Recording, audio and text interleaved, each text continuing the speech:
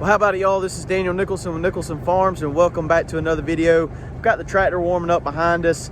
We're going to be using it today to help get ready for some cold temperatures that we're about to receive. Today is Wednesday afternoon.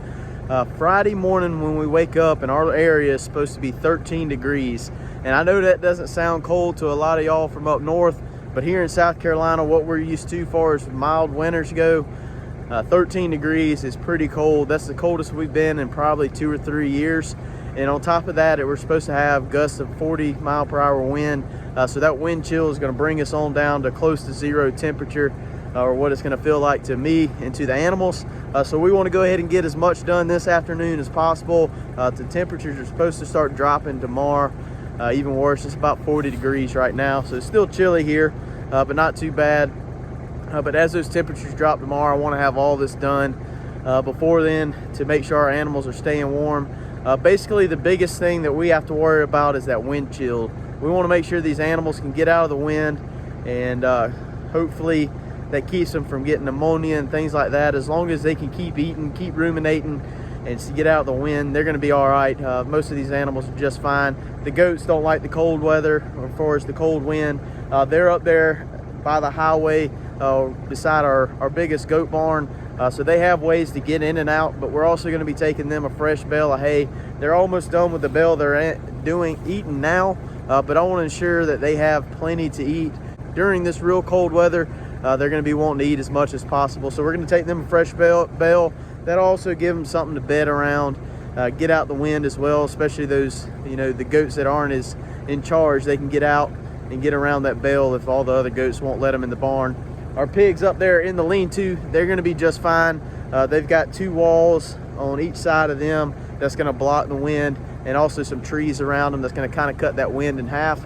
Our sick goats behind the shed, they have a shed to get into, but we're going to take a bale of hay in there to them. We're not going to cut the wrap off of it just to make sure it doesn't really fall apart, because they're only going to be in there for another week or so. There's no need to put a full bale in there. Sirloin and our buck Clyde, they have a little shed they can get into. The cow's going to be just fine in this weather. It's not going to bother him at all. But Clyde, he'll have a barn he can get into. And I put a bale in there about 2 weeks ago that Sirloin's been eating on. They've got it strung out everywhere, but there's plenty of hay for them to eat in there. We're going to take some of that hay, put in the rabbit's pen, and I'll show you what's going to go on with the feeder pigs, and kind of explain what we're going to do for them tomorrow to hopefully help them out a little bit. But the tractor should be warm enough. Now let's start moving some bales around, make sure everybody has plenty to eat over the weekend during this cold weather. Try to get as much done today as possible, just because I don't want to get out in it too much on Friday when it's 13 degrees. So let's get to it. The tractor should be ready to go.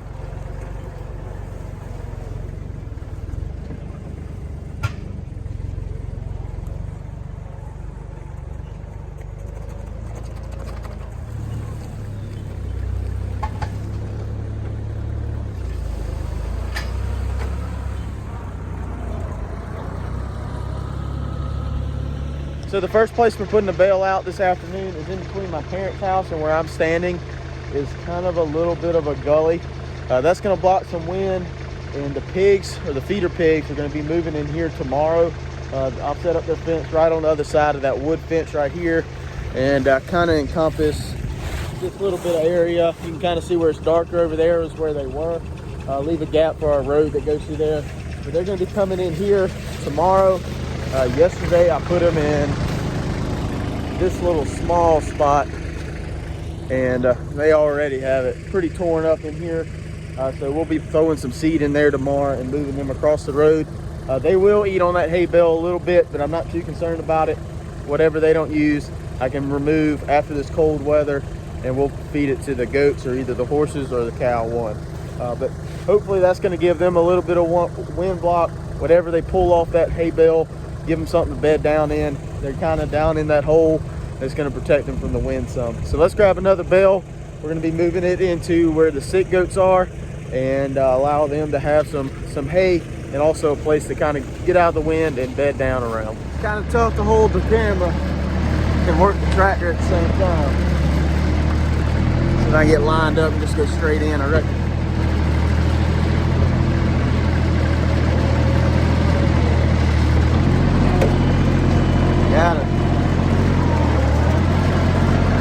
this one I'm just gonna set right in the barn, be undercover.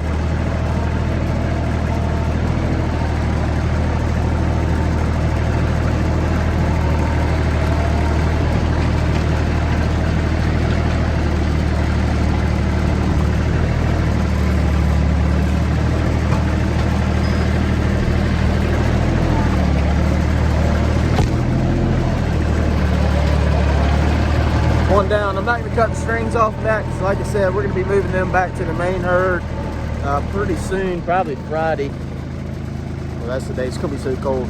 Maybe Saturday. We'll move them back to the main herd.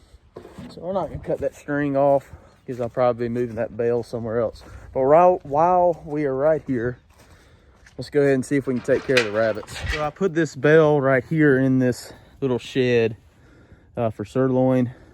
Whenever he was in here by himself. Now Clyde's in here with him. They're over there. We're just gonna grab some of this and throw in with the rabbits. Most likely the rabbits will be just fine without it. But we're gonna give them a little bit just in case. Rabbits are pretty cold hardy animals. But whatever they don't bed down in, they'll probably eat.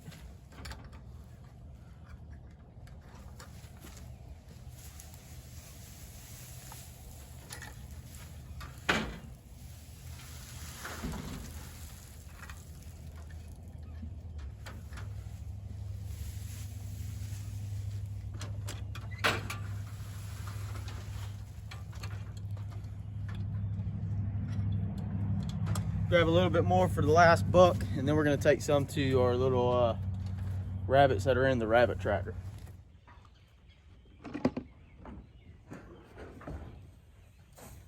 This pen actually kind of enclosed in the back. They do have wind protection they can get out of, but that hay's not gonna hurt anything. It'll probably go to waste anyways in that barn over time with the goats trampling on it. So we try not to baby our animals as much as possible, especially the goats. We're trying to build a herd of goats that are real strong and hardy, that can survive a lot of different conditions, a lot of different environments and things like that. Especially one day whenever we get to the point where we're running hopefully a couple hundred goats on some pretty harsh terrain that doesn't have barns, that might be wooded where they can have their wind breaks through that. But for the most part, we don't baby our animals, like I said, especially the goats. But there's nothing wrong with helping them out, especially when you can, especially when it's something as extreme from going to what we're typically at right now this time of year. About 50, mid 50s during the day, mid 30s at night. This 14 degrees with or 13, 14 degrees, whatever it's going to be, with 40-mile-per-hour wind gusts. That's a little extreme for our animals in this area. So whenever we do have things like that, I don't mind, putting a little extra effort to make sure everybody's going to be warm and comfortable and have full bellies. So these guys are taking care of the rabbits, the pigs, everybody. Let's go up to the main goat herd, give them a bale of hay, cut it open for them, and go ahead and feed them that. It's more of a feed. Make sure they have some hay to put on their stomach more than a wind break for them.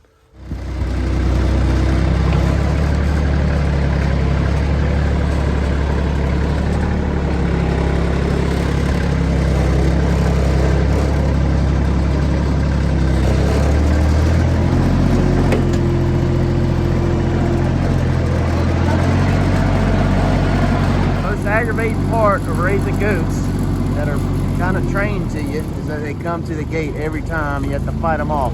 I like to unlatch the gate where all I have to do is hit it with the tractor, unlatch it when I walk in, drive in,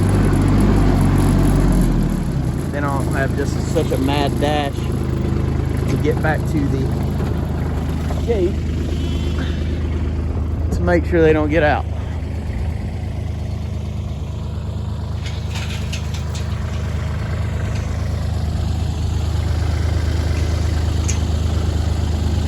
So I have been setting the bales up on there on top of the hill where it's kind of really poor ground. But this one, I think I'm gonna set right beside the barn, so it's not so far for them to walk to get to it out of the barn, and it's kind of below that hill, behind that shed, behind the tree. just kind of give them a little bit more of a wind break. These are all open fields as far as you can see over here, so the wind does get coming across there pretty good. So we just want to drop it below this hill right here if we can. So that's the way. Let's go.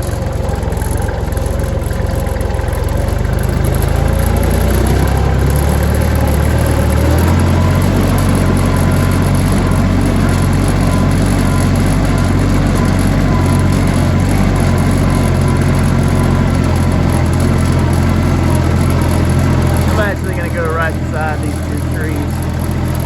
Kind of some poor ground right here as well. These two trees can kind of break it up a little bit. So it's always best to cut your string off before you set it down. Don't be lazy. Make sure you cut your string off. If not, you're going to be cussing in the middle of the summer when it's hot and you're bush hogging and you get all this stuff wrapped up in your bush hog. And it just makes the place look better. This stuff you'll find across your pasture forever.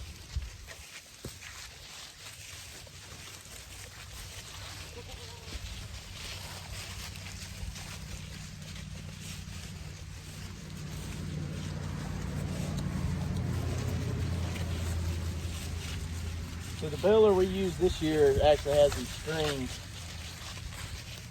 We're about to try to get a little more serious into the hay business, or at least my brother is. So hopefully he purchases, keyword he, not me, purchase a baler that does net wrap, keep our bales tighter, get a little less, water damage off of it. Easier to cut make sure you get all the strings off. Look at this goat. You gonna drive? Goats get on anything, get into anything.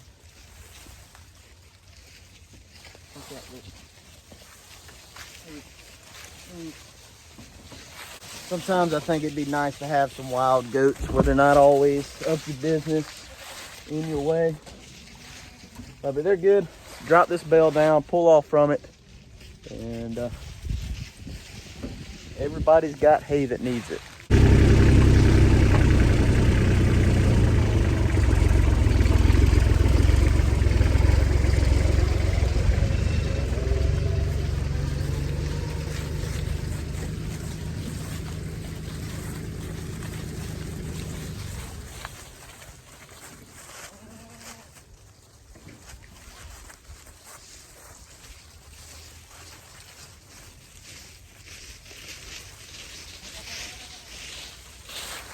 So everybody has hay that needs it today, at least. The horses still need a bale before this winter storm hits. I guess it's called a winter storm, cold temperatures. But they still have a little bit of hay left in their pasture. And horses are bad about it. If you put a bale of hay in there, then they're gonna move on to that new bale and not clean up the mess that they got left of the other one. So I'll give them a bale of hay tomorrow. And also all the waters are already full today. So tomorrow afternoon we're going to be cutting off the water lines so nothing freezes. We'll make sure everybody has full tanks of water in case this storm sticks around, or not really a storm, I guess just winter. Get off the camera. Go on. In case these cold temps stick around for more than 2 days like they're saying, we're going to make sure everybody's water tanks are slap full. And Friday morning I'll be getting over here pretty early and busting ice to make sure everybody can get to some fresh water. But that's pretty much it. Like I said, we don't try to baby our animals, but we do take the time whenever we have extra bales and things like that to make sure that they're going to be just fine through all this. We don't want to stress anybody out more than they have to be. Especially these girls are early pregnancy. I'm so glad we're not having Christmas babies, because with this right here, if we had some babies drop in 13-degree weathers, we don't have the facility to handle that, and we don't want to handle that. So I know a lot of people do have babies in the winter. My hat's off to them. I've did it for a couple years, and I just don't want any part of that. So that's kind of a different subject, but we got everything done.